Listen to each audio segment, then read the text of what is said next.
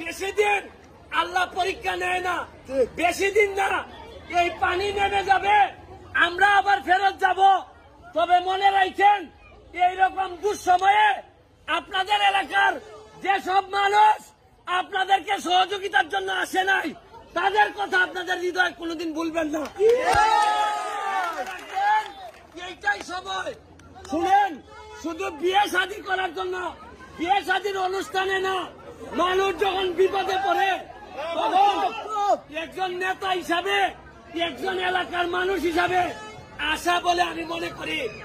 আপনাদেরকে একটা দুঃখের কথা বলি, ঢাকাতে আমি একজন সুনামগঞ্জের লোকের সাথে আমার কথা হয়েছে।